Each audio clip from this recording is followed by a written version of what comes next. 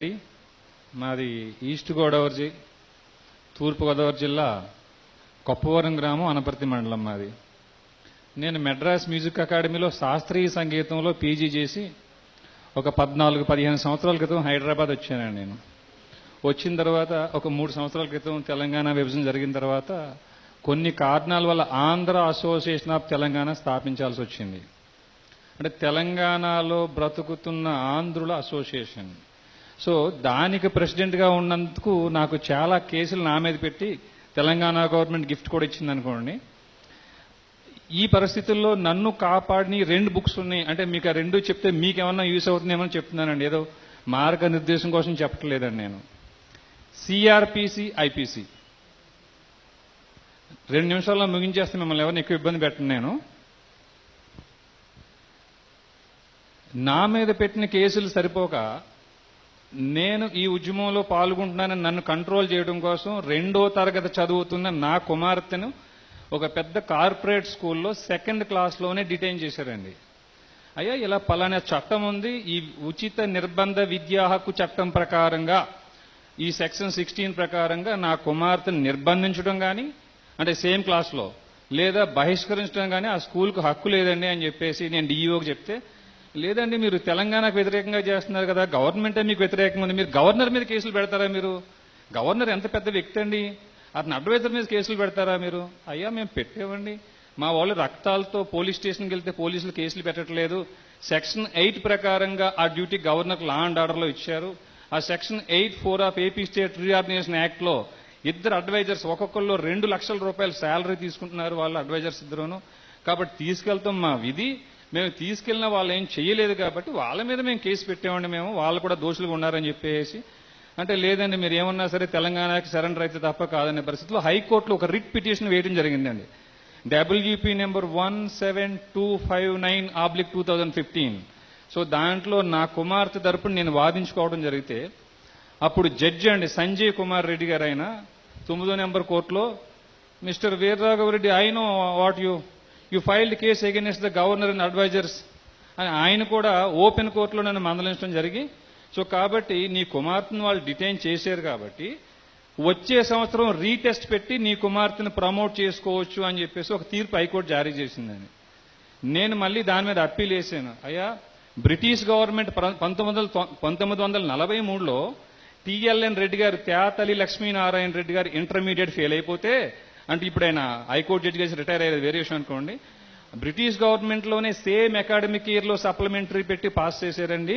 ఇప్పుడు మనకు యాక్ట్ వచ్చింది, మన గవర్నమెంట్ వచ్చింది, అలా ఫెయిల్ చేయొద్దు 2వ తరగతి అని చెప్పి అంటున్నారు. కానీ కింద జడ్జి గారు ఇచ్చిన ఆర్డర్ వచ్చే సంవత్సరం ప్రమోట్ చేయమని చెప్పి చెప్తుందండి. అంటే ఒక 1 ఇయర్ నా కుమార్తె ఇంట్లో కూర్చోవాలండి అని చెప్పి రిట్ అప్పీల్ వేశాను నేను. వచ్చే సంవత్సరం ప్రమోట్ అంటే 2nd క్లాస్ ఆల్రెడీ పోయిన సంవత్సరం చదివింది నా కూతురు, ఈ సంవత్సరం ఇంట్లో కూర్చుని వచ్చే సంవత్సరం 3rd క్లాస్కి వెళ్ళాలి. ఇది వాళ్ళ ఆర్డర్ అండి.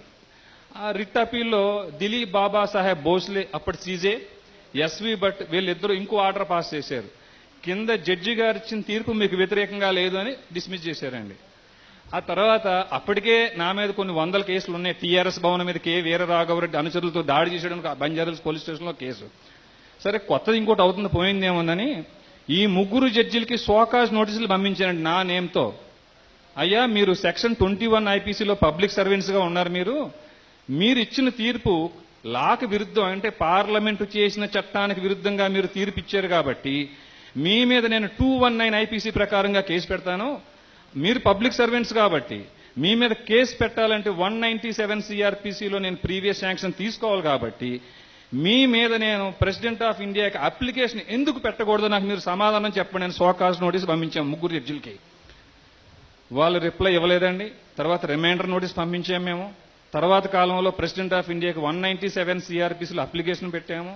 నాకు ప్రెసిడెంట్ ఆఫ్ ఇండియా పంపించిన దాని ప్రకారంగా అనుమతి వచ్చినట్టే అని భావించి ఆయన మీద చార్మినార్ పోలీస్ స్టేషన్లో 3 జడ్జి మీద కేసు రిజిస్టర్ చేయండి, వీళ్ళు ఈ రకమైన చట్ట వ్యతిరేకమైన తీర్పు ఇచ్చారు, వీళ్ళు పబ్లిక్ సర్వెంట్స్ అని, వీళ్ళు మా బాసులు కాదు, వీళ్ళు మాకు సర్వెంట్స్, వీళ్ళు మేము పబ్లిక్ కాబట్టి వీళ్ళు ఏం అతిథులు కాదు చట్టానికి, వీళ్ళని తీసుకొచ్చి లోపల వేయండి అని చెప్పేసి చార్మినార్ పోలీస్ స్టేషన్లో కేసు పెడితే జనరల్గానే మీ మీద కేసు పెడితే వెంటనే రిజిస్టర్ చేస్తారండి ఆయనకి ఫోన్ వచ్చినట్టుగాను.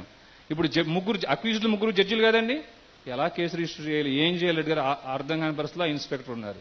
తర్వాత ఆర్టికల్ 226లో అదే ఆంధ్రప్రదేశ్ హైకోర్టులో రిట్ చేసామండి. అయ్యా I filed A complaint against అది నేను పార్టీని పర్సన్ గా ఎంతమంది అడ్వకేట్స్ అడిగినా కూడా ఈ కేసు ఫైల్ చేయడానికి వాళ్ళు ఎవరు సుముఖంగా లేరు, వాళ్ళ లైఫ్ రిస్క్ లో పెట్టడానికి నాకు ఇష్టం లేదు. ఇది విచారణకు వచ్చినప్పుడు అండి, నవంబర్ 2వ తారీఖుని విచారణకు వచ్చినప్పుడు గంట సేపు ఆర్గ్యుమెంట్. అప్పుడు సీజే ఇప్పుడు కూడా ఆయన ఉన్నారు, రమేష్ రంగనాథన్ గారు అని చెప్పేసి. వీరరాఘవరెడ్డి గారు మీరు జడ్జెస్ మీద కేసు పెట్టారండి, సబబేనా?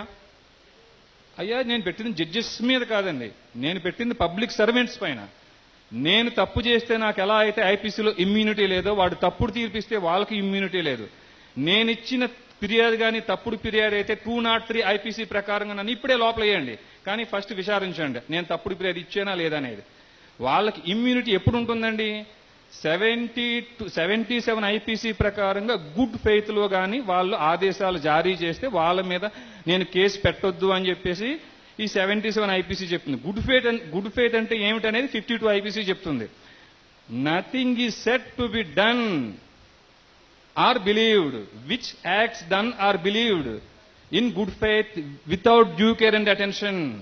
సరైనటువంటి జాగ్రత్తలు తీసుకోకుండా కళ్ళు మూసుకుని ఆర్డర్స్ పాస్ చేసేస్తే వాళ్ళకి ఎలాంటి ఇమ్యూనిటీ లేదని చెప్పేసి అది చెప్తుందని చెప్పేసి మేము చేయడం జరిగిందండి. ఆ తర్వాత కాలంలో దాన్ని డిస్మిస్ చేసి మేము సుప్రీంకోర్టులో రిట్ చేసుకున్నాము.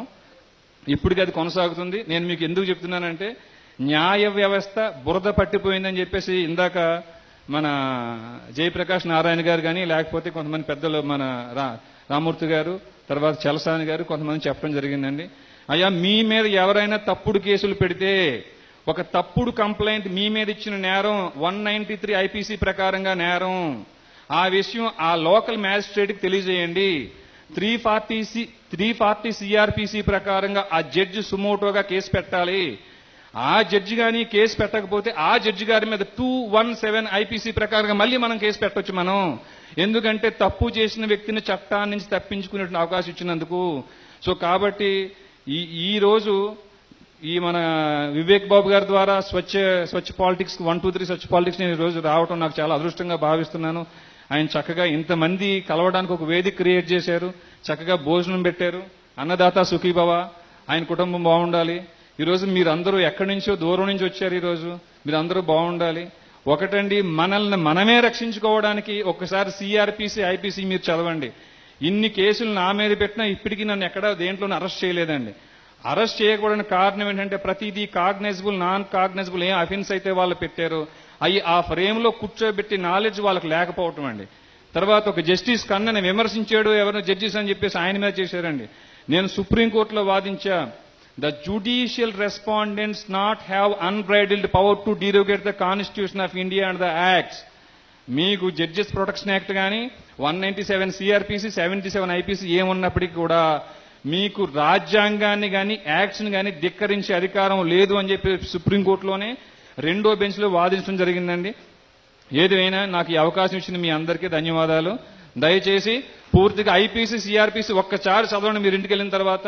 సామాజిక మాధ్యమంలో నాకంటే చాలా స్పీడ్గా మీరు అందరూ ముందున్నారు. అంతకు మించి ఏదన్నా మీకు అవసరం వస్తే నా నెంబర్ 7660092451 కె వీర రాఘవరెడ్డి. మీ మీద 7660092451